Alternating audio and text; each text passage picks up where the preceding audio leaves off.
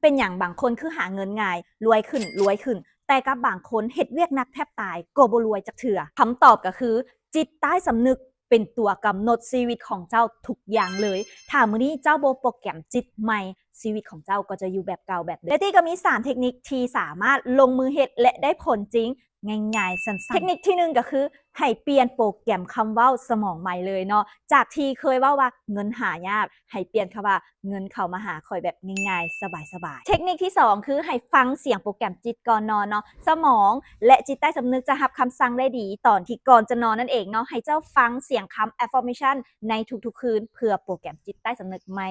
เทคนิคที่3คือให้เจ้าฝึกจินตนาการให้เจ้าฝึกในทุกๆวันเลยนะถ้ามื้อนี้เจ้าเห็นภาพชัดเจนว่าเจ้ามีเงินเรียบร้อยหรือเงินที่เจ้าปรารถนานะเจ้าได้รับมันเรียบร้อยแล้วอินฟินรู้สึกไปในทุกๆวันแล้วสมองจะพาเจ้าไปได้รับสิ่งนั้นอย่างแน่นอนเปลี่ยนจิตใต้สำนึกเปลี่ยนชีวิตและนี่ก็แค่ความรู้แค่บางส่วนเพียงเล็กน้อยที่ตี้ได้จากการเรียนอยู่ในกลุ่มคอมมูนิตี้ที่อาจารย์ได้สอนเนาะถ้ามื้อนี้เจ้าเป็นคนหนึ่งที่ต้องการอยากจะโปรแกรมจิตใหม่เพื่อเต็มสูตรเลยนะคือแบบเปลี่ยนใหม่เพื่อดึงดูดความมั่งคั่งความร่ำรวยให้กับชีวิตแบบนี้เนาะเจ้าสามารถเข้ากลุ่มมาแล้วเรียนฟรีได้เลยเนาะบอกเลยว่าไผได้เข้ากลุ่มนี้มีชีวิตที่ดีขึ้นอย่างแน่นอนถ้าเจ้าเฮ็ดตามอาจารย์บอกนะสามารถทักแชทหรือจิ้มลิงก์หน้าโปรไฟล์เพื่อขอเข้ากลุ่มเรียนฟรีได้เลย